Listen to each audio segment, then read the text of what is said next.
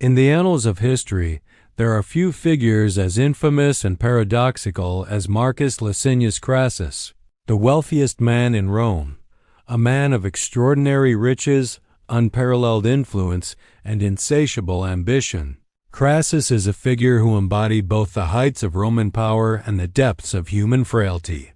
He lived a life of opulence and grandeur, yet it was at the end of his life, in the face of disaster, that the richest man in Rome would meet his tragic and humiliating demise begging for mercy. Born into a family with a long line of Roman nobility, Crassus was no stranger to wealth.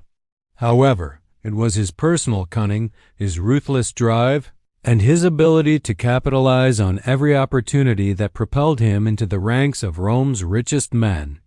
By the time he was in his 40s, Crassus had amassed a fortune that, by all accounts, was unimaginable in scope.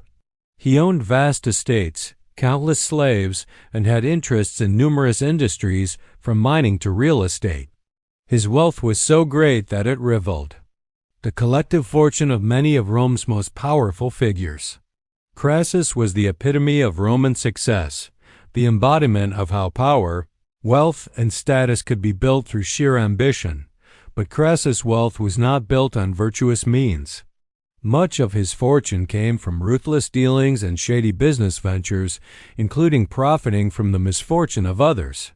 He famously used his wealth to buy and sell slaves, manipulating the system for his own gain.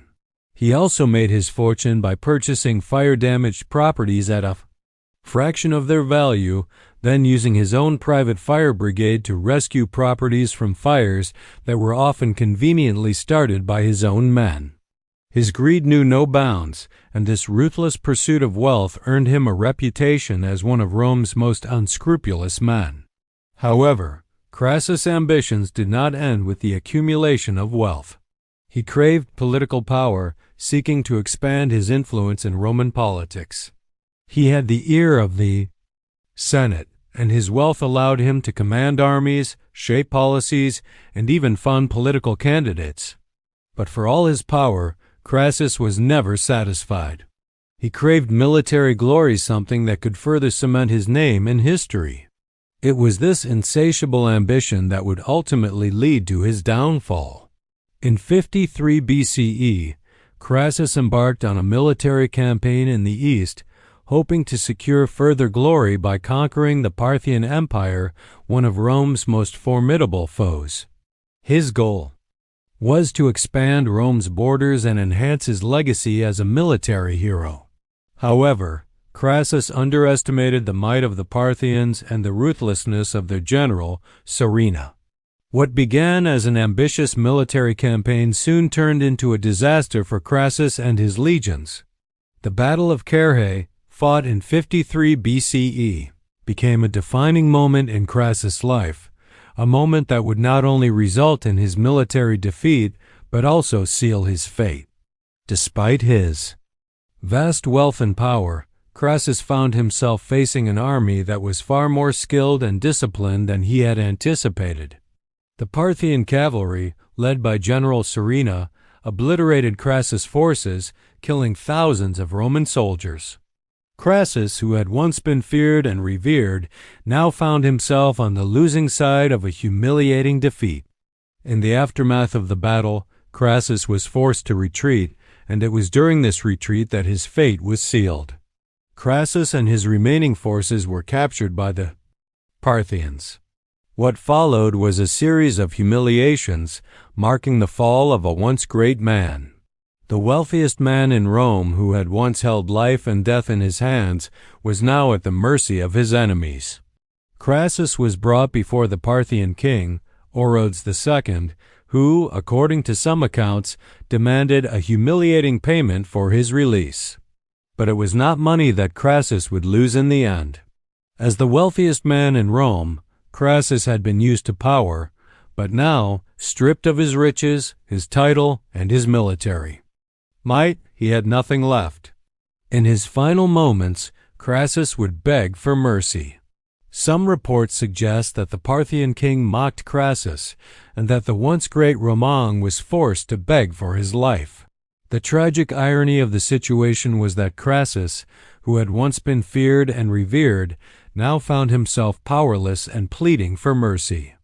Ultimately, Crassus did not survive the humiliation. Some accounts suggest that he was killed by the Parthians, his death a brutal, ignoble end to a life that had been marked by grandiosity and ambition. His death was not a hero's death, but rather a tragic reminder of the fragility of power.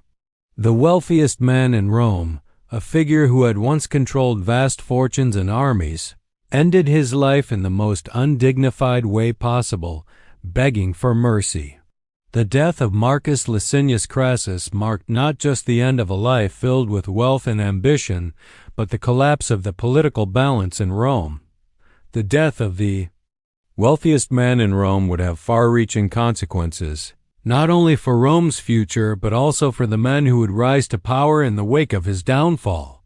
Crassus had once been part of the First Triumvirate, a powerful political alliance with Julius Caesar and Pompey the Great, but his death destabilized this alliance, setting the stage for Rome's descent into civil war. Crassus' death was more than just a personal tragedy, it was a political disaster. The First Triumvirate, which had once united three of the most powerful men in Rome, began to unravel after Crassus' fall. With his death, the fragile political alliance between Caesar and Pompey shattered. Both men, once allies, now found themselves vying for control of Rome, each seeking to outmaneuver the other for ultimate power. The collapse of the triumvirate laid the foundation for the rise of Julius Caesar, who would ultimately march on Rome, leading to the civil war that would reshape the Roman world. While Crassus was no longer alive to see it, his downfall served as a cautionary tale. It was a stark reminder that wealth and power alone could not shield a man from his own mortality, nor could it protect him from his enemies. Crassus had spent his life amassing wealth, manipulating the political system, and seeking military glory, but in the end, he was betrayed by his own ambition and his inability to assess the true dangers of the world around him. His death at the hands of the Parthians, begging for mercy in a foreign land, left a legacy of broken dreams, shattered alliances, and a stark reminder of the fragility of even the most powerful men. In the centuries that followed, the story of Crassus became one of Rome's most tragic tales. He was remembered not just for his vast fortune, but for his tragic end that seemed so at odds with the image of power and invincibility that he had cultivated during his life. Historians and writers of antiquity would tell of his wealth, his military campaigns, and his political dealings. But they would also recount the humiliating final moments of the richest man in Rome, whose death in a foreign land left him begging for mercy. But Crassus' death was not the final chapter of the tale. It was a harbinger of the dark and dangerous path that Rome would follow in the coming decades. The power vacuum left by his death was one of the key factors that fueled the rise of Julius Caesar, and ultimately the fall of the Roman Republic. Rome, once a republic that prided itself on the balance of power, would soon find itself under the rule of emperors. Crassus' ambitions, although ultimately fatal, played a key role in the transformation of Rome from a republic to an empire.